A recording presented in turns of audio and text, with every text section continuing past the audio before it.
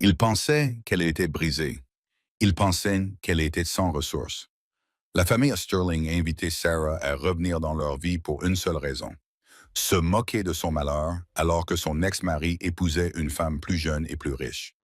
Beatrice Sterling, la cruelle matriarche, a même réservé une place pour Sarah à la table des domestiques, juste pour enfoncer le couteau dans la plaie. Mais elle a fait un calcul fatal. Elle ne savait pas que Sarah ne viendrait pas seule. Lorsque les portes de l'église se sont ouvertes, Sarah n'est pas entrée en pleurant.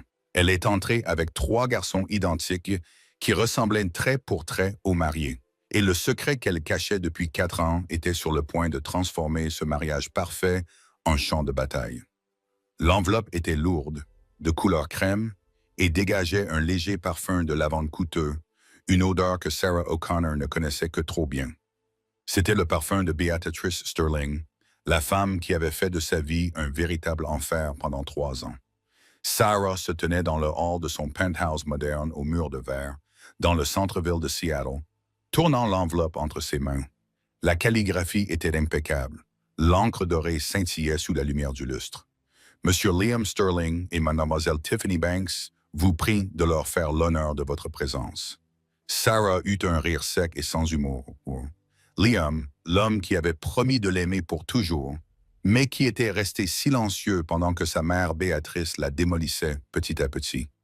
Liam, qui avait signé les papiers du divorce il y a 4 ans sans même la regarder dans les yeux, lui remettant un chèque de règlement pitoyable que Béatrice avait jeté à ses pieds, comme si elle payait une femme de ménage. « Maman, qui t'a envoyé ça? » Sarah baissa les yeux. Léo, l'un de ses triplés âgés de 4 ans, tirait sur son pantalon de pyjama en soie. Derrière lui, Sam et Max construisaient une forteresse avec des oreillers sur le tapis du salon. Ils avaient les yeux de Liam, d'un bleu glacial et perçant, et ses cheveux bruns ondulés. Mais ils avaient le menton de Sarah, son entêtement et son cœur. « Ce n'est qu'un courrier indésirable, mon chéri, » dit Sarah doucement, en ébouriffant les cheveux de Léo. « Va jouer avec tes frères. » Elle se rendit dans la cuisine et jeta l'invitation sur l'îlot en marbre. Son assistante, une femme vive d'esprit nommée Chloé, leva les yeux de sa tablette. « Laisse-moi deviner, » dit Chloé en regardant les lettres dorées. « Les Sterling? » Beatrix, corrigea Sarah en se versant un verre d'eau pour calmer les soudaines nausées qui lui nouaient l'estomac. « Elle m'a invité au mariage de Liam. C'est samedi prochain, au domaine des Sterling, dans les Hamptons. » Chloé ricana. « Pourquoi ne t'ont-ils pas mis à la porte avec pour seul bagage une valise? Pourquoi voudraient-ils que tu sois là pour te réjouir? » dit Sarah d'une voix dure. « Béatrice veut me montrer ce que j'ai manqué. Elle veut me jeter à la figure que Liam épouse Tiffany Banks, la fille du sénateur. Une fille de famille riche, le genre de fille que Béatrice a toujours voulu pour lui. Elle pense que je suis toujours la serveuse fauchée et en difficulté que Liam a rencontrée il y a 5 ans. Elle n'en a aucune idée. » Sarah s'approcha de la fenêtre et regarda la ville s'étendre sous ses yeux. Il y a 4 ans, elle avait quitté le domaine des Sterling dans une vieille berline rouillée, enceinte et terrifiée. Elle n'avait pas parlé des bébés à Liam. Pourquoi l'aurait-elle fait? Béatrice l'avait accusée d'être une croqueuse de diamants, d'avoir piégé Liam. Si elle avait révélé sa grossesse, Béatrice aurait soit pris les enfants, soit fait en sorte que Sarah ne touche pas un centime de pension alimentaire, tout en lui menant la vie dure sur le plan juridique. Sarah s'était donc enfuie. Elle avait lutté, mais elle avait aussi survécu. Et puis elle avait prospéré. Elle avait utilisé le reste de ses économies pour créer une petite agence de marketing. Cela avait été épuisant, travaillant 18 heures par jour avec 3 nouveau-nés attachés à sa poitrine. Mais ensuite, elle avait fait une percée, une campagne virale pour un géant de la technologie qui l'avait fait connaître. Puis une autre, puis une fusion. Désormais, Sarah O'Connor n'était plus seulement serveuse. Elle était PDG d'O'Connor & Associates, l'une des agences de branding les plus prisées de la côte ouest. Sa fortune avait probablement triplé celle de la famille Sterling, en déclin, mais ils l'ignoraient. Pour eux, les Sterling étaient toujours la royauté et elle était toujours la paysanne.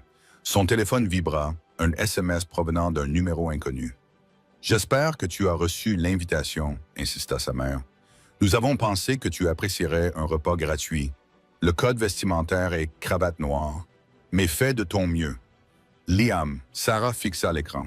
Ce n'était pas Liam. Liam était faible, mais il n'était pas cruel. Ce SMS portait la marque de Béatrice. « Il pense que je meurs de faim », murmura Sarah, un sourire lent et dangereux se dessinant sur son visage. Chloé observa sa patronne, reconnaissant ce regard.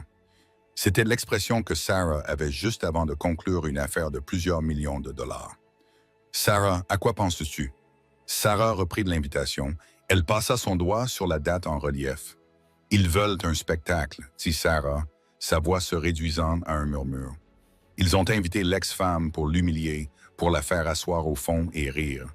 Béatrice veut prouver qu'elle a gagné. Elle se tourna vers les garçons qui riaient en renversant leur fort de coussins. 3 beaux héritiers en bonne santé, issus d'une famille prestigieuse, gardés secrets pendant 4 longues années. Chloé, dit Sarah d'un ton sec, libère mon agenda pour le week-end prochain et appelle le styliste. J'ai besoin d'une robe. Pas seulement d'une robe. J'ai besoin d'une arme en soi. Et les garçons, demanda Chloé. Sarah regarda ses fils. Fais-leur faire des costumes sur mesure. Si Béatrice veut une réunion de famille, je pense qu'il est temps qu'elle rencontre ses petits-fils. Le domaine Sterling dans les Hamptons était exactement comme Sarah s'en souvenait. Ostentatoire, imposant et froid. La pelouse tentaculaire était entretenue à la perfection. Une immense tente blanche avait été érigée près des falaises surplombant l'océan, ornée de milliers de roses blanches. C'était une démonstration de richesse destinée à intimider. Dans la suite où elle se préparait, Béatrice Sterling ajusta son collier de diamants devant le miroir. Elle avait 60 ans, mais grâce à la chirurgie esthétique, elle pouvait passer pour une quinquagénaire figée dans le temps. Son regard était perçant, prédateur. « Elle est là ?» demanda Béatrice sans se retourner. Liam, debout près de la fenêtre dans son smoking, était pâle. Il fit tourner un verre de scotch, la main légèrement tremblante. « Je ne sais pas, maman. Je continue de penser que c'était une mauvaise idée. Pourquoi inviter Sarah? C'est mesquin. C'est pour tourner à la page, Liam. » rétorqua Béatrice en se tournant vers lui. « Et c'était super. » Et c'est un rappel. Tiffany est parfaite. Elle vient d'une bonne famille. Elle apporte des relations. Sarah était une erreur, une tache sur notre histoire. Je veux que tu la vois aujourd'hui dans sa robe bon marché achetée dans un grand magasin, l'air fatigué et vieille. Et je veux que tu réalises à quel point je t'ai sauvé. Elle n'a pas répondu au SMS, marmonna Liam. Peut-être qu'elle ne viendra pas. Elle viendra, ricana Béatrice. Les gens comme elle ne refusent jamais un open bar et une chance de côtoyer l'élite. Je l'ai placée à la table 19, près des portes de la cuisine, à côté des toilettes. Liam soupira en regardant les invités arriver dans leur Bentley et leur Rolls-Royce. Il aimait Tiffany. Bien sûr, elle était belle, sûre, et sa mère l'approuvait. Mais une petite partie de lui pensait encore à Sarah. La façon dont elle riait, la façon dont elle le regardait avant que l'argent et sa mère ne s'en mêlent. Pendant ce temps, à 1 kilomètre de là, un convoi de 3 Cadillac Escalade aux vitres teintées se dirigeait tranquillement vers le domaine. À l'intérieur du véhicule de tête, Sarah était assise calmement. Elle portait une robe qui coûtait plus cher qu'une voiture américaine moyenne, une robe Versace sur mesure d'un vert émeraude profond, dos nu, qui épousait sa silhouette comme du verre liquide. Ses cheveux étaient coiffés dans un style moderne et sophistiqué, révélant des boucles d'oreilles en diamant qui scintillaient à chaque mouvement. Mais les véritables vedettes se trouvaient à côté d'elle. Léo, Sam et Max étaient assis dans leur siège auto, ressemblant à des princes miniatures.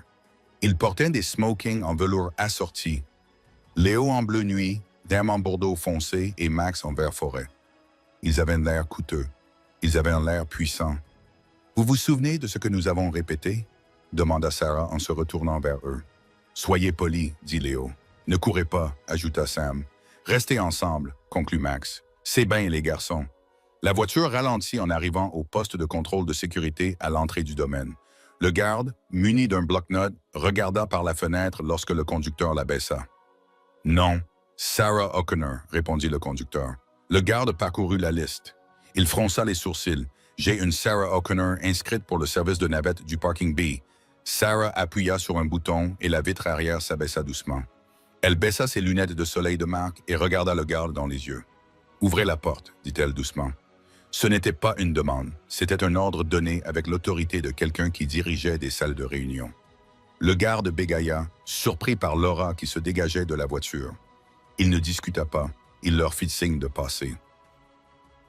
Alors que le convoi remontait la longue allée de gravier, les têtes commencèrent à se tourner. Les invités se mêlaient sur la pelouse pour les cocktails d'avant-cérémonie. Ils s'attendaient aux limousines habituelles. Ils ne s'attendaient pas à un dispositif de sécurité. Les voitures s'arrêtèrent juste devant l'entrée principale du jardin, un endroit réservé au cortège nuptial. « Hé, vous ne pouvez pas vous garer là !» cria une organisatrice de mariage équipée d'un casque, en courant vers eux. Le conducteur de la première voiture l'ignora et sortit pour ouvrir la porte arrière. Un silence s'abattit sur la foule à proximité. Béatrice, qui venait de sortir sur la terrasse avec une coupe de champagne, plissa les yeux. « Qui est-ce » ? Le sénateur. La porte s'ouvrit. D'abord, une paire d'escarpins Christian Louboutin heurta le gravier. Puis, Sarah sortit. Elle se tint debout, toute grande, lissant la soie émeraude. Elle était radieuse. Elle ressemblait à une star de cinéma. Elle n'avait plus rien à voir avec la jeune fille en larmes qui avait été traînée hors de cette maison 4 ans auparavant. Une vague de chuchotements parcourut la foule. Est-ce que c'est... Non, c'est impossible. Qui l'habille? Est-ce que c'est vintage? Le verre de Béatrix s'arrêta à mi-chemin entre sa bouche et son visage. Elle ne reconnut pas Sarah au premier abord. La femme dont elle se souvenait était ordinaire, vêtue de robes à fleurs toutes faites.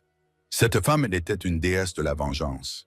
Mais le véritable choc vint 1 seconde plus tard. Sarah se retourna vers la voiture et tendit la main. « Allez, les garçons !» Un par un, ils sortirent. Léo, Sam, Max. La foule eut le souffle coupé. C'était indéniable.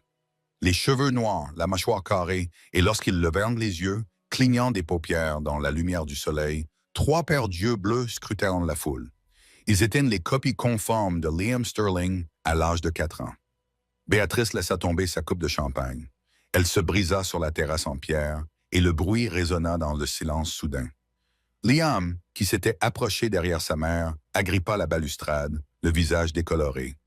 Il regarda les garçons, puis Sarah, puis à nouveau les garçons. Le calcul le frappa comme un coup physique. 4 ans. Sarah ajusta le nœud papillon de Max, puis leva les yeux vers la terrasse. Elle croisa le regard de Béatrice. Elle ne sourit pas. Elle ne fit pas signe de la main. Elle se contenta de la fixer avec une intensité froide et calme qui fit frissonner Béatrice. Sarah prit les mains de ses fils, 2 d'un côté, une de l'autre, et se dirigea vers les sièges réservés à la cérémonie. La foule s'écarta devant elle comme la mer rouge. « Maman », murmura Léo d'une voix forte qui résonna dans le silence. « C'est le papa dont tu nous as parlé? Celui qui est sur le balcon. » Sarah ne leva pas les yeux. « Nous sommes juste ici pour assister à un spectacle, mon chéri. Continue à marcher. » Elle ne se dirigea pas vers la table 19 près des toilettes. Elle marcha droit vers le premier rang, le côté réservé à la famille du marié. Un huissier, un jeune homme qui semblait terrifié, se plaça sur son chemin. « Maman, cette place est réservée à la famille proche. » Sarah le regarda, puis fit signe aux 3 garçons qui se tenaient à côté d'elle et qui fixaient l'autel d'un air ennuyé. « Je pense que vous constaterez, » dit Sarah d'une voix douce comme du velours, mais tranchante comme une lame de rasoir, qu'il n'y a personne ici de plus proche que ses fils. Elle s'assit et le mariage du siècle commença à s'effondrer avant même que la première note de la marche nuptiale ne soit jouée. L'atmosphère dans les premiers rangs était si tendue qu'on aurait dit qu'elle pouvait briser une poutre d'acier. Les autres invités des premiers rangs, un groupe de sénateurs, de magnats de la technologie et de mondains issus de familles fortunées, faisaient un semblant de regarder leur programme, mais toutes les oreilles étaient tendues vers Sarah. Béatrice Sterling ne s'enfuit pas.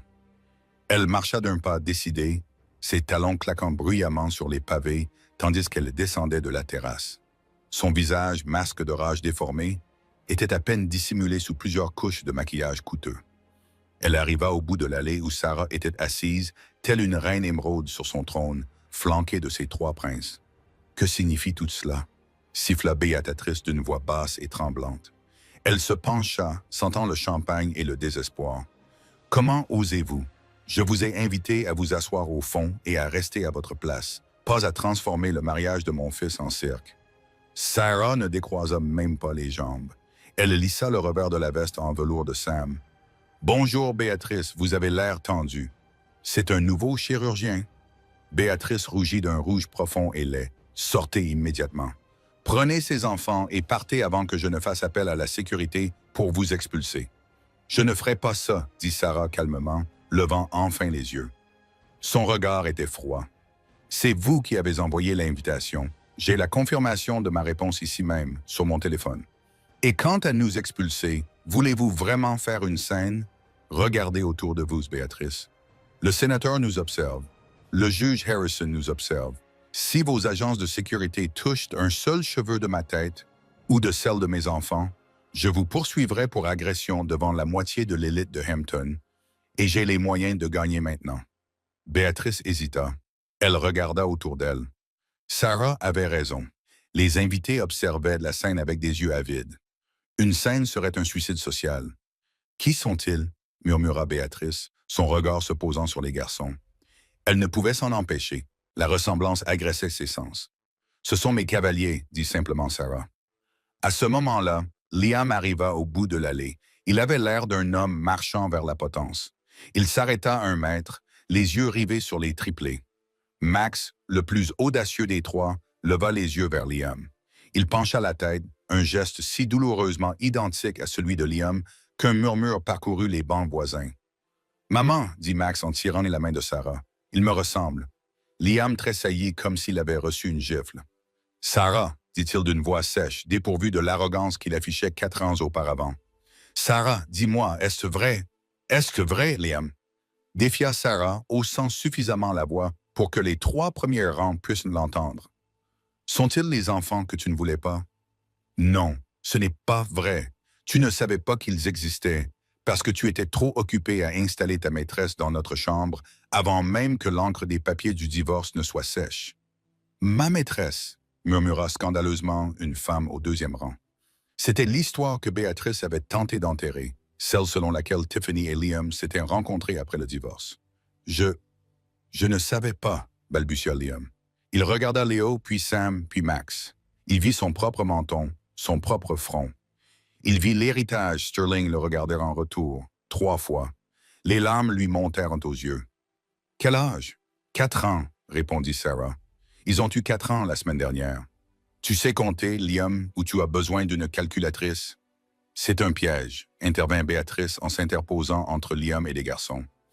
Elle attrapa le bras de Liam, ses ongles s'enfonçant dans son smoking. « Ne sois pas idiot, Liam, elle les a engagés. Elle est allée dans une agence de casting pour trouver des sosies juste pour gâcher ton grand jour. C'est une petite croqueuse de diamants jalouse et vindicative. »« Grand-mère fait peur, » chuchota Sam bruyamment à Léo. La foule gloussa. Béatrice tourna brusquement la tête pour fusiller l'enfant du regard, mais s'arrêta. Sam fronçait les sourcils, un froncement de sourcils particulier que Béatrice avait vu sur le visage de son propre mari pendant 40 ans. C'était une marque génétique qui ne pouvait être simulée. « Nous commençons, » lança Béatrice, réalisant qu'elle perdait le contrôle de la situation. « Liam, va à l'hôtel, la musique commence. Sarah, si tu fais un seul bruit, je te détruirai. » Sarah sourit, un sourire qui n'atteignait pas ses yeux. « Je n'ai pas besoin de faire de bruit, Béatrice. La vérité parle d'elle-même. » La musique de l'orgue s'amplifia. La marche nuptiale commença. Béatrice poussa pratiquement Liam vers l'autel. Il trébucha, regardant par-dessus son épaule les garçons jusqu'à ce qu'il trébuche presque sur les compositions florales. Il prit place à l'autel, mais il ne regardait pas dans l'allée pour trouver sa mariée. Il fixait le premier rang. Les portes du domaine s'ouvrirent et Tiffany Banks fit son apparition. Elle était d'une perfection indéniable. Sa robe était une Vera Wang, faite sur mesure, en dentelle et en tulle, avec une traîne interminable. Elle tenait un bouquet d'orchidées blanches. Son père, le sénateur Banks, avait l'air fier en lui offrant son bras. Mais alors qu'ils commençaient leur longue marche vers l'hôtel, Tiffany remarqua que quelque chose n'allait pas. Habituellement, lors d'un mariage, tous les regards se tournent vers la mariée. Les invités sourient, ils essuient leurs yeux, ils chuchotent à propos de sa beauté. Mais aujourd'hui, la moitié des invités regardaient le premier rang. Ils tendaient le cou pour voir la femme en robe verte et les 3 petits garçons. Tiffany garda son sourire figé, mais ses yeux se tournèrent vers le côté. « Qui est-ce » se demanda-t-elle. « Et pourquoi Liam les regarde-t-il » Elle arriva à l'hôtel. Liam lui prit la main, mais sa paume était moite. Il tremblait. « Ça va » murmura-t-elle entre ses dents alors que le prêtre commençait la prière d'ouverture. « Oui » répondit Liam, bien qu'il semblait sur le point de vomir. Le prêtre, un évêque âgé qui connaissait la famille Sterling depuis des décennies, parlait sans discontinuer de sainteté et de loyauté. Ses paroles sonnaient creux. Puis vint le silence avant les vœux. Le domaine était calme, à l'exception du bruit de l'océan qui se brisait contre les falaises en contrebas. « J'ai faim » annonça Léo. Ce n'était pas un cri. C'était juste une déclaration claire et ennuyée d'un enfant de 4 ans dans une pièce silencieuse. « Chut !» dit Sarah doucement, en lui tendant un biscuit de son sac à main. Le bruit du papier qui se froissait résonna comme un coup de feu. Béatrice, assise à la place de la mère du marié de l'autre côté de l'allée, semblait prête à exploser. Elle fit signe aux gardes de sécurité qui se tenaient dans l'ombre. Elle fit un geste de la main comme pour trancher sa gorge. « Faites-les sortir !» Le garde commença à s'approcher de Sarah. Sarah le vit venir. Elle ne broncha pas. Elle se leva simplement. Ce mouvement provoqua un murmure dans toute l'assemblée. Il pensait qu'elle s'opposait. « Assieds-toi » siffla Béatrice, oubliant de chuchoter. Sarah l'ignora. Elle regarda le garde, leva la main pour l'arrêter, puis regarda Liam droit dans les yeux. « Liam » dit Sarah. Elle ne cria pas, mais sa voix porta clairement. « Ta mère envoie un garde pour faire sortir tes fils. C'est ainsi que tu veux commencer ton mariage? En jetant à nouveau ton propre fils à la rue? » Le prêtre cessa de parler. Tiffany lâcha la main de Liam. « Mes fils » répéta Tiffany d'une voix aiguë. Elle se tourna vers Liam. « Liam, de quoi parle-t-elle? C'est un mensonge. » Béatrix hurla en se levant d'un bond. « C'est une menteuse. Sécurité. Faites-la sortir. Ce n'est pas un mensonge. » Une voix grave retentit depuis le fond de la tente où se déroulait le mariage. Tout le monde se retourna. Un homme âgé aux cheveux argentés et au visage sévère descendait l'allée. C'était le Dr. Alistair Sterling, l'oncle de Liam. Le mouton noir de la famille, qui était en froid avec Béatrice depuis des années, c'était un généticien renommé. « Oncle Alistair » murmura Liam. « J'ai vu les garçons dans le parking » dit Alistair en s'avançant vers l'avant. Il s'arrêta et regarda les triplés. « Et je reconnais la maladie des Sterling quand je la vois. » Il désigna les garçons. « Hétérochromie iridienne partielle. » Sarah acquiesça. Elle toucha le visage de Léo. « Montre-leur, mon bébé. » Léo cligna des yeux. Sous la lumière vive du soleil, c'était visible. Son œil gauche était d'un bleu perçant, mais il y avait une tache dorée distincte dans l'iris. « Liam l'a aussi, » dit Alistair en se tournant vers la foule. « Mon père l'avait aussi. C'est un trait génétique rare spécifique à notre lignée, à moins que cette femme ait réussi à trouver 3 enfants acteurs qui ont tous par hasard leur rare défaut oculaire Sterling. Ce sont tes enfants, Liam. » Le silence qui suivit fut absolu. Tiffany recula, son voile tremblant. Elle regarda les yeux de Liam, les yeux dont elle était tombée amoureuse, puis regarda les garçons. La tache dorée, elle était là. « Tu as des enfants, » murmura Tiffany, « des triplés, et tu ne me l'as pas dit. »« Je ne savais pas, » s'écria Liam, sa défense s'effondrant. « Elle est partie. Elle ne me l'a jamais dit. Parce que ta mère a menacé de me détruire si je ne partais pas. » Sarah intervint, d'une voix aiguë et autoritaire, « parce qu'elle m'a dit que j'étais une ordure. Parce qu'elle m'a dit que tu ne m'avais jamais aimé. J'étais enceinte, Liam. J'avais peur. Et je savais que si Béatrice l'apprenait, elle les aurait pris et les aurait élevés pour qu'ils soient comme elle, froids, sans cœur et cruels. Alors je les ai sauvés. » Elle regarda les garçons qui mangeaient joyeusement des crackers, inconscients du fait qu'ils venaient de démanteler une dynastie. « Je ne suis pas venu ici pour empêcher le mariage, » mentit Sarah avec aisance. « Je suis venu parce que Béatrice a insisté pour se mettre en valeur. » Eh bien, considérez que le spectacle a commencé. Le sénateur Banks, le père de Tiffany, se leva. C'était un homme corpulent, le visage rouge de colère. Il s'approcha de l'autel, attrapa Liam par le col de son smoking et le poussa en arrière. « Vous faites honte à ma fille, » rugit le sénateur. « Vous avez une famille secrète, des enfants illégitimes. »« Ils ne sont pas illégitimes, » le corrigea Sarah d'une voix claire. Ils ont été conçus dans le cadre du mariage. Ils sont les héritiers légitimes du domaine Sterling et, légalement, ils ont droit à beaucoup. Béatrice poussa un cri étouffé et s'effondra sur sa chaise, serrant sa poitrine. Mais personne ne se précipita pour l'aider. Ils étaient trop occupés à regarder le désastre. Tiffany regarda Liam, puis Sarah. Elle regarda les garçons. 3 belles chevilles innocentes qui liaient Liam à son ex-femme pour toujours. « Je ne peux pas faire ça, dit Tiffany. Elle arracha le voile de sa tête. « Tiff, attends !» supplia Liam en tendant la main vers elle. « Ne me touche pas, hurla-t-elle. Tu es un menteur et ta mère est un monstre. Je ne vais pas jouer les belles-mères de triplé le jour de mon mariage. » Elle rassembla sa jupe volumineuse et courut dans l'allée en sanglotant. Son père et sa mère la poursuivirent, lançant des regards haineux à la famille Sterling. Les invités commencèrent à murmurer, puis à parler fort. Les téléphones sortirent, les gens enregistraient. Le hashtag Washuch Sterling Wedding Disaster, le désastre du mariage Washuch Sterling, était probablement déjà en vogue. Liam se tenait seul devant l'hôtel. Il avait l'air détruit. Lentement, il tourna la tête et regarda Sarah. Sarah se tenait là, calme et posée. Elle regarda ses garçons. « Eh bien, » dit Sarah en regardant sa montre en diamant, « c'était plus court que prévu. Les garçons, dites au revoir à votre père. »« Au revoir, papa. » Max fit un signe de la main joyeusement, un cracker dans la bouche. Sarah fit demi-tour, sa robe émeraude virevoltant autour d'elle, et commença à s'éloigner, conduisant ses fils vers la sortie. Mais le drame n'était pas terminé.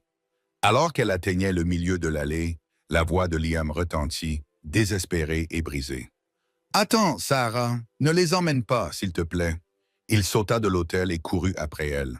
Sarah s'arrêta. Elle ne se retourna pas immédiatement. Elle fit signe au conducteur de l'escalade de tête d'attendre, puis fit signe à Chloé d'emmener les garçons dans la voiture. « Allez avec Chloé, dit-elle doucement. Maman doit dire une dernière chose. »« L'homme triste va venir ?» demanda Léo en regardant Liam, qui traversait la pelouse en courant, sa veste de smoking flottant au vent. « Oui, mon chéri, rentre à l'intérieur, regarde Bluey sur les écrans. » Alors que la lourde porte se refermait dans un bruit sourd, enfermant les garçons dans leur bulle insonorisée et pare-balles, Liam s'arrêta brusquement sur le gravier. Il était à bout de souffle, les cheveux en bataille, le front couvert de sueur. « Sarah » halta-t-il en tendant la main, mais sans la toucher. Il regarda les vitres teintées du SUV. « Ils sont vraiment à moi. » Sarah se retourna lentement. « Ils sont à moi, Liam. Je les ai portés. Je les ai mis au monde. Je les ai nourris. Je suis resté éveillé à leur côté quand ils avaient de la fièvre. Toi, tu n'étais qu'une donneuse. »« J'aurais été là, » s'écria Liam, la voix brisée. « Si j'avais su, si tu avais su, ta mère aurait exigé un test de paternité avant même leur naissance, » dit Sarah froidement. « Elle m'aurait traîné devant des tribunaux. Elle m'aurait tellement stressé que j'aurais pu les perdre. Je n'allais pas risquer leur vie pour ton ego. » Béatrice arriva un instant plus tard, flanquée de 2 gardes du corps, mais elle ne criait plus. Elle haletait, le visage impassible. Elle regarda les SUV de luxe, les regarda vraiment pour la première fois. Elle remarqua les gardes du corps. Elle remarqua les bijoux de Sarah. « Tu as caché mes petits-fils, » dit Béatrice d'une voix basse et menaçante. « Tu as volé les héritiers Sterling. J'ai protégé mes enfants d'un environnement toxique, » corrigea Sarah. Béatrice se redressa, lissant sa robe. Le requin tournait en rond. « Eh bien, le secret est désormais dévoilé et tu ne peux pas nous les cacher. Ce sont des Sterling. Ils ont leur place dans le domaine. Ils doivent être élevés dans leur héritage, pas là où tu les fais vivre. Ils vivent dans un penthouse avec vue sur la Space Needle, » dit Sarah d'un ton sec. « Ils vont très bien. » Béatrice poussa un ricanement dédaigneux. « Je t'en prie, je te connais, Sarah. Tu vis probablement grâce à des cartes de crédit et à une pension alimentaire dérisoire, en essayant de paraître riche pour nous impressionner. Mais les procès coûtent cher. Les batailles pour la garde coûtent cher. » Béatrice s'approcha, sortant un chéquier de son sac à main. C'était une manœuvre qu'elle avait utilisée 1000 fois. « Soyons raisonnables, » dit Béatrice en cliquant sur son stylo. « Tu es serveuse dans l'âme. Tu veux la sécurité? Très bien. Je vais te faire un chèque de 5 millions de dollars tout de suite. En échange, tu signes la garde exclusive de Liam. Tu peux avoir un droit de visite, sous surveillance, bien sûr, les week-ends, les vacances. Liam regarda sa mère, choqué. Maman, tu ne peux pas simplement les acheter. Tais-toi, Liam, rétorqua Béatrice. Je règle ton problème. Elle se tourna vers Sarah. 5 millions. Tu peux recommencer à zéro. Trouve un homme gentil qui te corresponde. Laisse-nous nous occuper d'élever l'élite. Sarah fixa le chéquier, puis elle se mit à rire. Ce n'était pas un rire amer. C'était un rire sincère et amusé. 5 millions, demanda Sarah en penchant la tête. Béatrice, c'est adorable. 10 millions, compta Béatrice en plissant les yeux. Ne tente pas le diable. Sarah fit un pas en avant, envahissant l'espace personnel de Béatrice. Le parfum de son parfum coûteux dominait la haleine de champagne de Béatrice. Béatrice, j'ai gagné 10 millions de dollars mardi dernier avant le déjeuner, murmura Sarah. Béatrice se figea. Quoi? Ma société O'Connor & Associates vient de s'occuper du rebranding de la nouvelle fusion Quantum Tech. Ma fortune personnelle avoisine actuellement les 80 millions de dollars et elle ne cesse d'augmenter. Sarah tendit la main et prit délicatement le chéquier des mains stupéfaites de Béatrice. Elle le tapota contre la joue de Béatrice d'un air condescendant. « Je n'ai pas besoin de ton argent. Je pourrais acheter ce domaine, le réduire en cendres et construire un parking pour mes employés sans même vérifier mon solde bancaire. Alors garde ton chèque. Tu en auras besoin pour payer les frais juridiques. » Sarah se tourna vers Liam, qui était bouche bée. « Tu voulais un mariage, Liam? » Sarah dit, « Tu auras droit à des funérailles à la place. Au revoir. » Elle se retourna et monta dans le SUV. « Sarah !» cria Liam en frappant à la vitre alors que la voiture démarrait. « Sarah, s'il te plaît, je veux les connaître. » La voiture ne s'arrêta pas.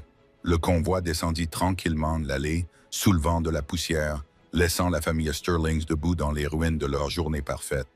Les retombées furent nucléaires. Le lundi matin, les photos des triplés faisaient la une de tous les tabloïds du pays. Les triplés secrets des Sterling gâchent un mariage, titrait le New York Post. La vengeance de l'ex-femme, criait TMZ. Le téléphone de Sarah n'arrêtait pas de sonner, mais elle avait une équipe pour s'en occuper. Assise dans son bureau à Seattle, elle regardait les projections numériques de ses résultats pour le 3e trimestre. Elle était calme. Beatrice Sterling, en revanche, était en guerre. Humiliée et exposée, Beatrice fit la seule chose qu'elle savait faire. Attaquer. Mercredi, Sarah reçut une assignation. Demande de garde d'urgence. Sterling contre O'Connor. Béatrice et Liam demandaient la garde exclusive, alléguant l'aliénation parentale, la fraude et la détresse émotionnelle. Ils affirmaient que Sarah était inapte parce qu'elle avait malicieusement caché l'existence des enfants. C'était un dossier faible, et ils le savaient. Mais la stratégie de Béatrice était toujours d'épuiser l'adversaire. Elle a engagé les requins les plus agressifs de New York, le cabinet Blackwood & Associates. Sarah a lu les papiers à son bureau en sirotant un smoothie vert. « Ils veulent la guerre », a murmuré Sarah. « Ils ont prévu une déposition pour vendredi », a dit Chloé en regardant le calendrier. « Ils veulent que tu sois à New York. Ils essaient de perturber ton activité. »« Réserve le jet », a dit Sarah, « et appelle mon avocat. Dis-lui d'apporter le dossier rouge. Vendredi, la déposition. » La salle de conférence de Blackwood & Associates à Manhattan était lambrissée d'acajou et empestait l'intimidation. Beatrice était assise en bout de table, l'air satisfait. Liam était assis à côté d'elle, l'air fatigué et mal rasé. Il n'avait pas dormi depuis des jours. Sarah entra vêtue d'un tailleur blanc qui coûtait plus cher que la voiture de l'avocat. Elle s'assit en face d'eux. « Madame O'Connor », commença l'avocat de Beatrice, un homme nommé M. Thorne au sourire venimeux. « Vous admettez avoir sciemment caché l'existence de 3 enfants à leur père biologique. J'admets avoir protégé mes enfants d'une famille ayant des antécédents avérés de violence psychologique, dit Sarah calmement, en fixant Beatrice. « Objection, dit Thorne. « Spéculation, ce n'est pas de la spéculation, dit Sarah en faisant glisser un dossier sur la table. Ce sont des informations publiques. Le divorce de Beatrice avec son premier mari, les ordonnances restrictives, les témoignages de 3 anciennes nounous détaillant les violences verbales. » Béatrice se raidit. Cela n'a aucun rapport. « Vraiment ?» demanda Sarah. « Nous discutons de l'intérêt supérieur des enfants, n'est-ce pas? Un juge pourrait trouver très pertinent que la grand-mère qui demande la garde et des antécédents de mise sous clé des enfants dans le grenier à des fins disciplinaires. Liam se tourna vers sa mère. « Tu as fait quoi? » « Où elle ment, hurla Béatrice. « J'ai la fille d'Avette. »« Liam, dit Sarah doucement, de ton ancienne nounou, Madame Higgins, tu te souviens d'elle? Celle que tu aimais? Celle que Béatrice a renvoyée parce qu'elle te serrait trop dans ses bras? » Liam pâlit. Il se souvenait de Mme Higgins. Il se souvenait d'avoir pleuré quand elle était partie. « C'est une campagne de dénigrement, » interrompit M. Thorne, essayant de reprendre le contrôle. « Monor, le fait demeure. Les Sterling sont une dynastie établie. Ils peuvent offrir des opportunités, une éducation, des relations, un héritage que vous ne pouvez tout simplement pas offrir. Vous dirigez une entreprise de marketing. Les Sterling ont construit les chemins de fer de ce pays. » Sarah rit. Les Sterling ont vendu les chemins de fer en 1995 et d'après ce que m'a dit mon équipe d'experts financiers, l'argent est en train de s'épuiser. La pièce devint silencieuse. Les yeux de Béatrice s'écarquillèrent. « Comment oses-tu? Ai-je tort? » demanda Sarah en se penchant en avant. « J'ai fait quelques recherches. Tu voulais la guerre, Béatrice, alors j'ai fait mon travail de reconnaissance. Le domaine des Sterling est endetté jusqu'au cou. Tu as contracté une deuxième hypothèque pour payer le mariage. Le mariage qui n'a pas eu lieu, soit dit en passant. Tes investissements dans le pétrole, ils ont échoué. Tu es à court d'argent. Tu te noies. » Sarah se leva et contourna la table. « Tu ne m'as pas poursuivi parce que tu aimes ces garçons. Tu m'as poursuivi parce que tu as besoin d'air. Tu as besoin d'accéder à mon argent. Ou du moins au fonds fiduciaire auquel les garçons auraient droit grâce à l'héritage du grand-père de Liam s'ils étaient sous ta garde. » Liam regarda sa mère avec horreur. « Maman, est-ce vrai? C'est pour ça que tu voulais obtenir la garde? » Béatrice refusa de le regarder. Elle fixait droit devant elle, les mains tremblantes. « J'ai une proposition à faire, » dit Sarah, debout derrière la chaise de Liam. « Nous ne voulons pas de votre argent, » cracha Béatrice. « Oh, ce n'est pas pour vous, » dit Sarah. Elle posa sa main sur l'épaule de Liam. « Liam, je suis prête à vous autoriser à voir les garçons. » Liam releva brusquement la tête. « C'est à mes conditions, » dit Sarah d'un ton sévère. « Pas d'avocat, pas de Béatrice. Vous venez à Seattle, vous resterez à l'hôtel, vous leur rendrez visite au parc ou chez moi, sous ma surveillance. Vous apprendrez à les connaître en tant que père, et non en tant qu'héritier d'un empire en ruine. »« J'aimerais cela, » murmura Liam. « Et vous, » dit Sarah en pointant un doigt manucuré vers Béatrice, « vous abandonnez immédiatement cette poursuite judiciaire avec préjudice. Vous signerez un accord de confidentialité dans lequel vous vous engagerez à ne plus jamais parler de mes enfants à la presse. Si tu le violes, je transmettrai le dossier rouge au New York Times. »« Que contient le dossier rouge? » demanda Béatrice d'un ton provocateur. « Des photos, » répondit Sarah de manière énigmatique. « Des relevés bancaires et un enregistrement d'une conversation entre toi et le sénateur Banks concernant un certain pot de vin. » Béatrice devint livide, le pot de vin qu'elle avait offert au sénateur pour garantir le mariage. Si cela venait à être révélé, ce ne serait pas seulement un scandale, ce serait la prison. « Signez les papiers, mère, » dit Liam calmement. Il se leva. « Signez-les. »« Liam, vous êtes en train de gâcher votre héritage, » s'écria Béatrice. « Mon héritage est à Seattle, » répondit Liam. « Mon héritage, ce sont 3 petits garçons que je ne connais même pas. » Liam regarda Sarah. « Je vais signer. Je vais abandonner les poursuites. Je veux juste les voir. » Sarah acquiesça. « Alors, marché conclu. » Elle se retourna pour partir, mais s'arrêta à la porte. « Oh, et Béatrice !» La vieille femme leva les yeux, brisée et vaincue. « J'ai acheté le billet de banque sur votre propriété ce matin. » Sarah sourit. « Techniquement, vous vivez dans ma maison maintenant. Ne t'inquiète pas, je ne vais pas encore t'expulser. Contente-toi de tondre la pelouse. » Sarah sortit en laissant la porte ouverte. Le bruit de ses talons claquant dans le couloir était celui d'une victoire totale et absolue. Mais si la guerre juridique était terminée, la guerre émotionnelle ne faisait que commencer. Liam venait à Seattle, et Sarah savait que présenter un père à 3 garçons qui ne l'avaient jamais connu serait plus difficile que toutes les batailles qu'elle avait menées dans les salles de réunion. 2 semaines plus tard, la pluie à Seattle tambourinait doucement et rythmiquement contre le sol et les baies vitrées du penthouse de Sarah. Cela contrastait fortement avec la perfection ensoleillée et soignée des Hampton. Mais pour Sarah, cela ressemblait à son chez-soi.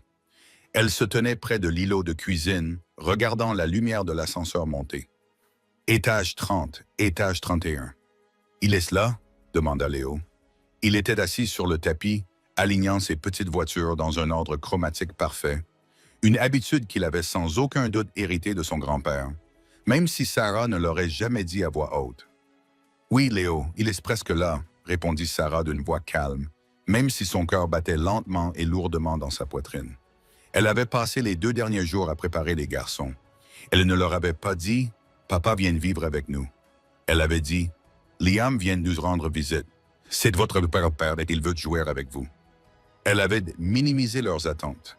Si Liam se défilait ou s'il était aussi froid et distant que sa mère, elle ne voulait pas que leur cœur soit brisé. L'ascenseur sonna, les portes s'ouvrirent. Liam Sterling en sortit. Il avait l'air différent. Le smoking avait disparu, remplacé par un pull foncé et un jean qui semblait tout neuf, comme s'il avait demandé à un personal shopper de lui acheter des vêtements décontractés de papa spécialement pour aujourd'hui. Il tenait 3 sacs cadeaux identiques. Ses mains tremblaient. Il regarda Sarah, puis la dépassa pour se diriger vers le salon où 3 paires d'yeux bleus le fixaient avec une intensité implacable. « Bonjour, dit Liam, la voix légèrement cassée. « Bonjour, Liam, dit Sarah en croisant les bras. Elle ne lui proposa pas de l'embrasser. Elle ne lui proposa pas de boire quelque chose. Elle était la gardienne. On enlève ses chaussures à la porte. On ne porte pas de chaussures à l'intérieur. D'accord. Bien sûr, Liam tâtonna avec ses mocassins coûteux, manquant de trébucher. Il les posa soigneusement sur le porte-chaussures, puis entra dans le salon, se sentant comme un intrus dans un sanctuaire. Il s'arrêta à 1,50 m des garçons. Les triplés se levèrent. Ils portaient des t-shirts assortis à l'effigie de dinosaures. Max, le chef, s'avança. Il pencha la tête, étudiant le visage de Liam. « Tu es l'homme de l'herbe, » déclara Max, « celui qui a couru. » Liam tressaillit. « Oui, c'était moi. Je m'appelle Liam. »« Maman dit que tu es notre père, » dit Sam en jetant un coup d'œil derrière Léo. « Comme dans les livres. »« C'est vrai, » murmura Liam. Il s'agenouilla pour se mettre à leur hauteur. C'était un geste humble que Béatrice lui aurait reproché. « Les Sterling ne s'agenouillent pas, » lui aurait-elle dit. Mais Béatrice n'était pas là. « Je ne savais pas que tu étais là, » dit Liam, la voix chargée d'émotion. « Si j'avais su, je serais venu plus tôt. Je t'ai apporté ça. » Il poussa les sacs cadeaux vers eux. Les garçons regardèrent Sarah. Elle leur fit signe que oui. Ils déchirèrent les sacs. À l'intérieur se trouvaient des trains miniatures vintage de collection. Chers, délicats, pas vraiment destinés à des enfants de 4 ans. « Des trains !» s'écria Léo en attrapant la locomotive. Il essaya immédiatement de le faire rouler sur le tapis et un petit élément décoratif se détacha. Liam eut instinctivement envie de grimacer. Il avait été élevé dans un musée où il était interdit de toucher les objets, mais il croisa le regard réprobateur de Sarah.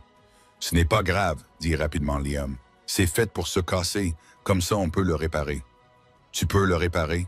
demanda Léo en tendant la pièce cassée. Liam regarda le petit morceau de plastique. Il n'avait jamais réparé un jouet de sa vie. Il avait des gens pour ça. Mais il regarda le visage plein d'espoir de son fils, qui était le reflet du sien. « Je peux essayer, » dit Liam. « Tu as de la colle? »« J'ai de la colle !» cria Max en courant vers le tiroir à bricolage. Pendant l'heure qui suivit, Sarah regarda une scène surréaliste se dérouler. L'héritier de la dynastie Sterling, un homme qui avait été formé pour diriger des entreprises et charmer les sénateurs, était assis en tailleur sur le sol, couvert de colle pailletée, essayant de réparer un petit train, tandis que 3 garçons hyperactifs grimpaient sur lui. Il était maladroit. Il ne savait pas vraiment comment leur parler. Il utilisait des mots compliqués. Il se raidit lorsque Sam le serra dans ses bras de manière inattendue. Mais il essayait. « Tu vis dans un château ?» demanda Sam en grimpant sur le dos de Liam. « En quelque sorte, » grogna Liam.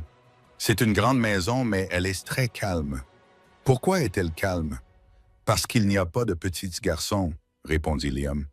Il leva les yeux vers Sarah. Ses yeux étaient rougis. « C'est trop calme. » Sarah sentit une fissure dans son armure. Juste une petite fissure. Elle s'approcha et s'assit sur le canapé près d'eux. « C'est l'heure du déjeuner, annonça-t-elle. Qui veut du fromage grillé? » « Moi, dirent les garçons en chœur. « Moi aussi, dit Liam doucement. Ils mangèrent dans la cuisine. Liam regardait les garçons manger, apparemment fasciné par la façon dont ils tenaient leur sandwich, dont ils riaient, dont ils se disputaient pour savoir qui aurait la tasse bleue. « Ils ont ton nez, dit Liam à Sarah. « Et ton rire. Ils ont ton entêtement, rétorqua Sarah. « Et tes yeux. » Liam posa son sandwich. « Sarah, je sais que je ne peux pas effacer les 4 dernières années. Je sais que ma mère est difficile. » « Difficile est un euphémisme pour sociopathe, fit remarquer Sarah. « Elle est seule maintenant, révéla Liam. Après le mariage, après le départ de Tiffany, la maison est vide. Le personnel lui parle à peine. Elle s'assoit dans la bibliothèque et fixe le mur. Elle est terrifiée à l'idée que tu saisisses le domaine. « Je le ferai peut-être, dit Sarah avec désinvolture. « Si elle dépasse les bornes, acquiesça Liam, elle ne le fera pas. Je lui ai dit que si elle te contactait ou essayait de me poursuivre à nouveau, je la couperais complètement de ma vie. J'en ai fini, Sarah. J'en ai fini d'être sa marionnette. » Il regarda les garçons qui essayaient maintenant de faire tenir des cuillères en équilibre sur leur nez. « J'ai tout manqué, murmura Liam. Leur premier pas, leur premier mot. J'ai tout manqué parce que j'étais trop faible pour lui tenir tête. Tu es là maintenant, dit Sarah. Ce n'était pas du pardon. Pas encore. Mais c'était une reconnaissance. Ne leur promets pas pour toujours, Liam. Promets-leur juste samedi prochain. Je te le promets, dit Liam. Je serai là tous les samedis. Je prendrai l'avion. Peu importe. Je déménagerai ici s'il le faut. Commençons par les samedis, dit Sarah. Au fur et à mesure que l'après-midi avançait, l'énergie des garçons s'épuisait. C'était l'heure de la sieste. L'un après l'autre, ils se frottèrent les yeux et devinrent collants. Sarah prit Sam dans ses bras. Liam hésita, puis prit Léo dans ses bras avec maladresse. Léo posa immédiatement sa tête sur l'épaule de Liam, mettant son pouce dans sa bouche. Liam se figea. Il baissa les yeux vers le petit pois chaud contre sa poitrine. Une larme coula de son œil et traça un sillon sur sa joue.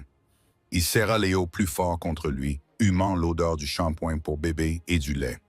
C'était la première fois de sa vie qu'il tenait dans ses bras quelqu'un qu'il aimait inconditionnellement, sans se soucier de son compte en banque ou de son nom de famille. Ils portèrent les garçons dans leur chambre et les bordèrent. Liam resta debout dans l'embrasure de la porte à les regarder dormir. « Merci, murmura-t-il à Sarah, de ne pas me les avoir cachés. Tu avais tout à fait le droit de le faire. Je ne l'ai pas fait pour toi, lui rappela Sarah.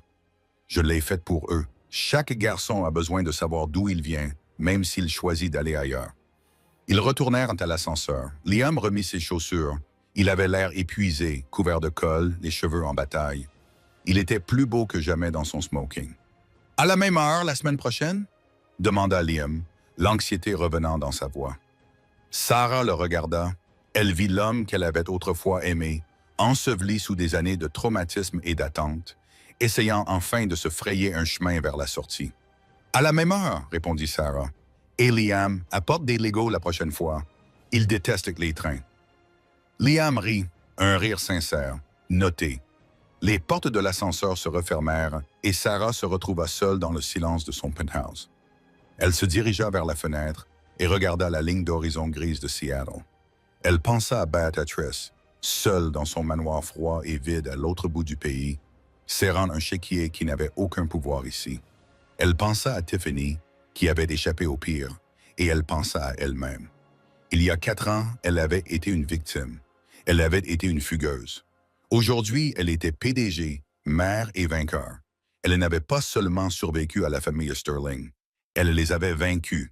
Elle avait élevé les héritières du trône. Mais elle les avait élevés pour qu'ils deviennent les rois de leur propre création. Sarah sourit, but une gorgée de son café désormais froid et alla consulter ses emails. L'Empire ne se dirigeait pas tout seul. L'histoire de Sarah O'Connor et des triplés Sterling ne s'est pas terminée par un mariage ou un procès. Elle s'est terminée par une victoire tranquille. Au cours de l'année suivante, la dynamique a changé de façon permanente. Liam est devenu un habitué de Seattle, apprenant lentement à être un père plutôt qu'un financier. Il a fini par s'y installer définitivement, laissant derrière lui les couloirs toxiques du domaine Sterling. Beatrice resta dans les Hamptons, reine dans un château en ruine, vivant de l'allocation que lui versait son fils et de la miséricorde que lui accordait son ex-belle-fille. Elle ne rencontra jamais les garçons. Sarah ne le permit jamais, et Liam ne le demanda jamais. Les garçons grandirent en sachant qu'ils étaient aimés, non pas pour leur nom, mais pour ce qu'ils étaient. Ils avaient les yeux de leur père, mais le feu de leur mère. Et Sarah, elle a continué à s'élever. Elle a prouvé que la meilleure vengeance n'est pas de crier ou de se battre. La meilleure vengeance est de vivre avec tant de succès, tant de brio et tant de bonheur que les personnes qui ont essayé de vous détruire ne deviennent plus qu'une note de bas de page dans votre biographie. Elle n'avait pas besoin de la fortune Sterling. Elle avait bâti la sienne, et au final, c'était là le coup de force ultime. Wow, quelle fin satisfaisante! Je pense que nous sommes tous d'accord pour dire que Sarah est la meilleure pour la façon dont elle a traité Béatrice. Cela montre simplement qu'il ne faut jamais sous-estimer quelqu'un simplement parce qu'il est malchanceux. Si vous avez aimé cette histoire de vengeance, de rédemption et de triplé secret, n'hésitez pas à cliquer sur le bouton « J'aime ». Cela aide vraiment la chaîne à se développer. Qu'auriez-vous fait si vous aviez été Sarah? Auriez-vous laissé Liam voir les enfants? Ou les auriez-vous gardés secrets pour toujours? Faites-le moi savoir dans les commentaires ci-dessous. Je les lis tous. Et n'oubliez pas de vous abonner et de cliquer sur l'icône en forme de cloche pour ne pas manquer la prochaine histoire croustillante. J'en ai une complètement folle qui arrive la semaine prochaine, celle d'un milliardaire qui s'est infiltré comme concierge dans sa propre entreprise. Vous ne voudrez pas la manquer. Merci d'avoir regardé et à bientôt dans la prochaine vidéo.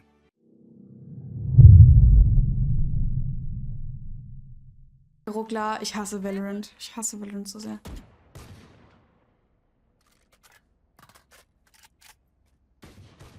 Hat glaubt das?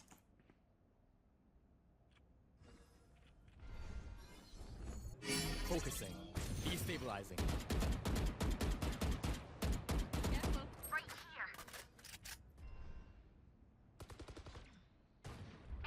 Wer hat das kontrolliert? Ich habe das geschrieben und Taxi für ihre Tochter missglückten. Digga, genau dann, wenn mein Cheat ausläuft, oder was? Bitch.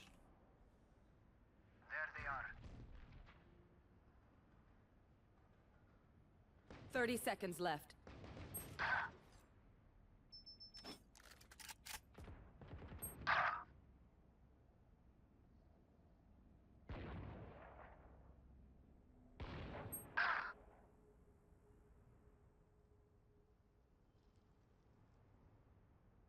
Ten seconds left. Spike planted. Enemy spotted. Defend your spawn. Drop in Making a cover. Last player standing.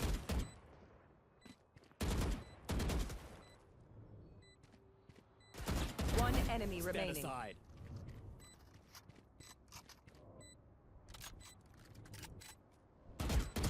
Warum hat das meine Waffe geswappt?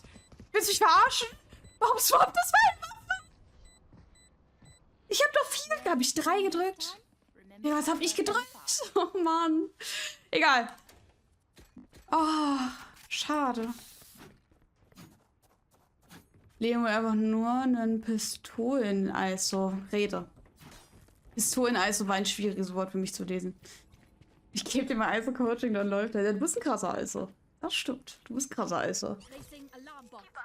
Für dich reicht auch die... Ich hätte vielleicht einfach Piste gehen sollen. Honestly, einfach Piste. May there be? Show me a target. Destabilizing. Nein, ich brauche ein Kill. Bitte gib mir ein Kill. Mann. One enemy remaining. Wo ist der? Spike down B. Oh, wait. Bitte lass... Ich weiß immer. Alles ist unangenehm gerade. Shock Hinter dart. der Box. Ich hab's... Shock dart. We played. Woher soll er denn sein? Keine Ahnung. Ich hab gepanikt. Everyone makes fun. Ohne Skin war besser. Vielleicht bin ich wirklich so ein Ohne-Skin-Gamer. Scheiße. Okay, der Skin hat's kaputt gemacht. Wir sind wieder focused. Sollte mich richtig hinsetzen.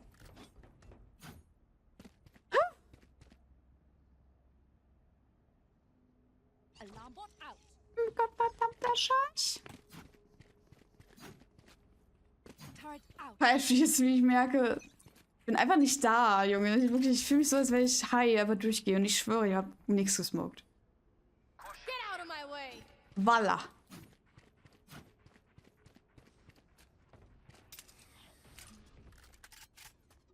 Meine Hand.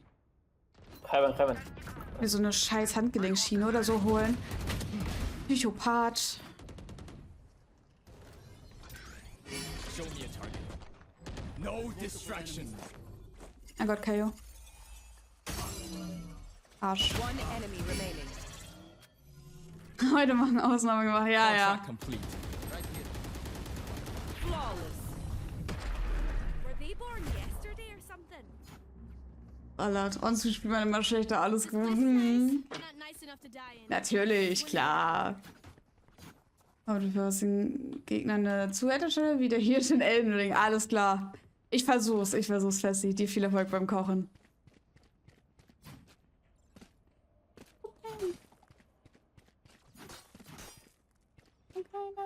Oh Junge, ich habe gestern. Thumbs up. Let's Ja, go. der Klofname ist crazy. Ich habe gestern so Tofu gemacht, aber ich habe das vorher so mariniert mit Mehl, Sojasauce. Ein bisschen Mehl.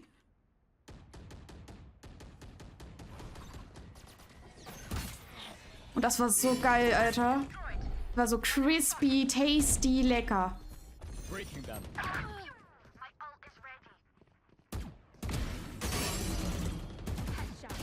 Scheiße, Spray zu viel. Das war richtig mit Reis und Brokkoli. Schmackplatz. Side, default. In Iso-Ult direkt aus der Mitte weg. Ja, ich wollte eigentlich in der Iso-Ult auch direkt wegsteppen, aber ich habe es irgendwie nicht geschafft. Also, hast du die Herzblutung gefallen? Nee, das habe ich tatsächlich angebraten, weil ich wollte, dass das schön crispy wird. Aber maybe ist das auch geil in der Heißluftfritteuse. Das muss ich nächstes Mal ausprobieren. Muss trotzdem wissen, danke. Ich habe Sudoku verstanden. Ja. Sudoku. Geiles Game. Oh, geiles Game. Alarm bot out. Placing swarm grenade. Placing swarm grenade. 是时候进入状态了。 Ich weiß nicht, wie ich spielen soll. Ich würde gerne Ace spielen eigentlich.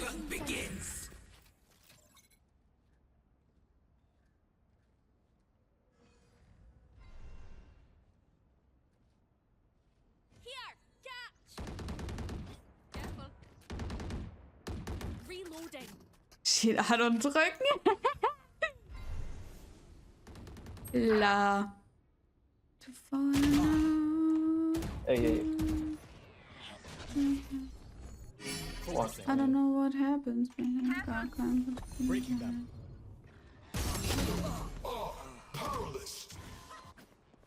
It's about to break, caution. Toch Heaven. Last player standing. Back like I never left. Last player standing.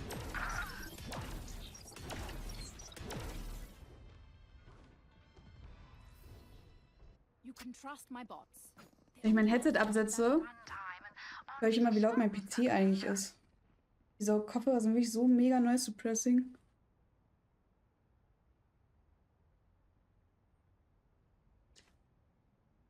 Magst du den Split, die Map? Ich mag Split. Diese Mähne, Walla. Ja, guck mal, wie warm hier unter dieser Mähne wird, Junge. Ich hasse diese Mähne teilweise.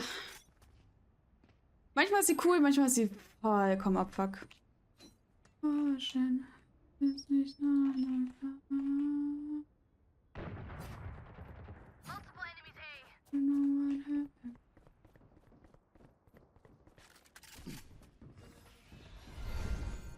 Show me a stopping fire. So mit schönen dicken Haaren. Ja, muss man mit leben, wa? Caution, caution, don't drop it. Wird schon immer ein Rotbäckchen. Ja, das ist extrem heute. Ich weiß nicht warum. Or mid. Yeah, was last mid. One enemy remaining. Disappear. Inside. In deiner Haustür vorbei. Scanning ahead. Nein, ich bin ein dummer 30 Idiot. seconds left. Die hätten niemals die Zeit zu rostieren, oder? Keine Zeit, oder?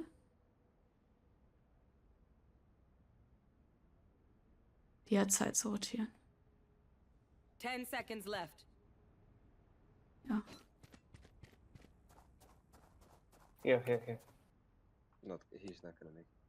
Okay, gut.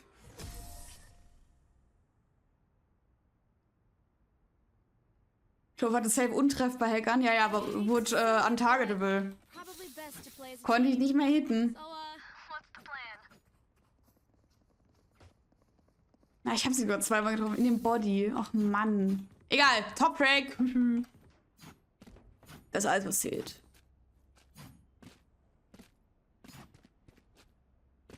In deiner Haustür. Placing alarm bot.